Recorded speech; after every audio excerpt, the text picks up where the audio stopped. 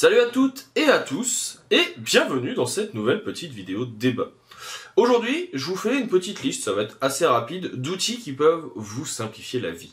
On avait déjà fait ce genre un petit peu de liste avec des plugins Figma, avec des livres à connaître et autres.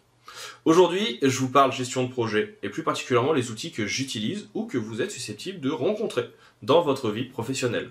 Je trouve que c'est assez intéressant d'en discuter, parce qu'on a tendance à le négliger. Oui, le travail de designer, c'est aussi bien faire de l'image, de faire des posts pour les réseaux sociaux, de la vidéo, etc. Mais c'est aussi gérer une entreprise, c'est aussi gérer des projets de A à Z, et on a tendance à le négliger. Il existe des outils qui sont très intéressants, souvent très bien pensés et très utiles. Et surtout, il y a des outils parfois que vous connaissez et que vous négligez. Un de ces outils qu'on a tendance à négliger, c'est l'agenda. Un des outils que vous laissez de côté, c'est le calendrier. Pourquoi je dis ça? Tout simplement parce que, et je l'ai fait pendant des années, on a tendance à se dire au début, non mais j'ai tout en tête, je vais y arriver, je sais quand est-ce que je vais poster, je sais ce que je vais écrire, je sais quand est-ce que je dois répondre, etc. Et dans la plupart des cas, eh ben on oublie. Ou alors, on a tellement de choses en tête que on zappe des rendez-vous. Et en fait, zapper des rendez-vous, ça peut être problématique dans une gestion de projet. Moi, je sais qu'aujourd'hui, tout est lié à mon Google Agenda. Il y a toutes les informations, les rendez-vous pro, les rendez-vous perso, les anniversaires, au cas où, ça peut toujours servir, mais aussi par exemple, voyages ou les moments école de mes alternants. Tout est enregistré dans l'agenda afin qu'on ait une visibilité sur chacun. Ne le négligez pas. Il y a plein d'outils pour ça. Google Agenda, la Outlook Agenda, un agenda papier, si vous voulez, parce qu'il y en a qui sont encore fans de papeterie.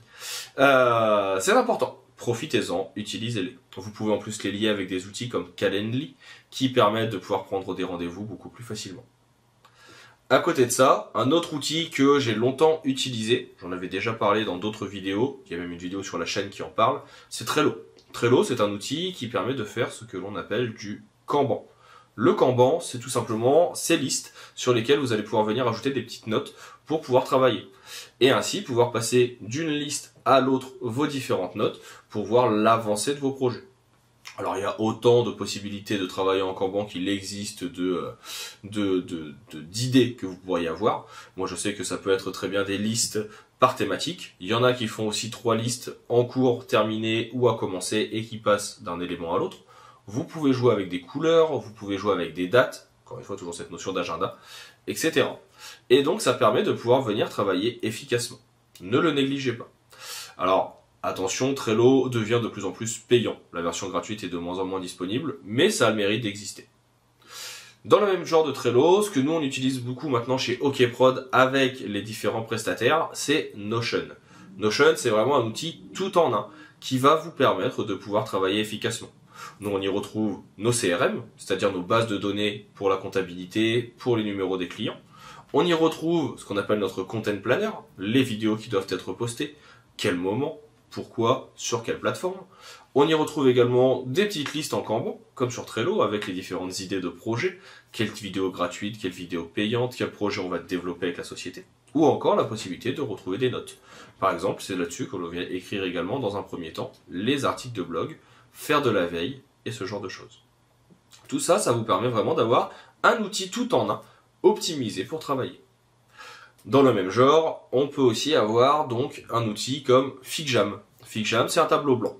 C'est lié au logiciel Figma, que vous connaissez certainement, et qui permet de pouvoir venir écrire, mettre des post-it, travailler en équipe, faire même des petits jeux pour avoir un côté aléatoire, proposer un lancer de dés par exemple, ça me fait toujours beaucoup rigoler. Avoir un principe de marqueur et autres, qui permet de travailler efficacement. À partir de ça, vous avez toutes les cartes en main pour pouvoir proposer un projet adapté et pouvoir avancer sereinement. Donc c'est pour ça que je les recommande. Enfin, le dernier type d'élément que vous pourriez croiser en gestion de projet, alors il y en a d'autres, mais c'est celui qui est le plus connu, c'est le principe de ticketing. Jira, Asana, Redmine, ce sont des outils qu'on a en général dans les entreprises qui sont un peu plus grosses, qui permettent de créer des tickets et de pouvoir les passer d'une personne à l'autre pour pouvoir définir les tâches à réaliser. Ça permet à chacun de savoir où il en est, sur quelle tâche il doit travailler, si c'est urgent ou non. Donc vous voyez que c'est assez complet, il y a pas mal d'outils. Il en existe bien sûr beaucoup d'autres. Il y en a qui aiment le mind mapping et qui peuvent passer par exemple sur Monday. Il y en a qui travaillent exclusivement avec Google Drive pour pouvoir venir classer les dossiers. Il y en a qui aiment encore les dossiers papier, pourquoi pas.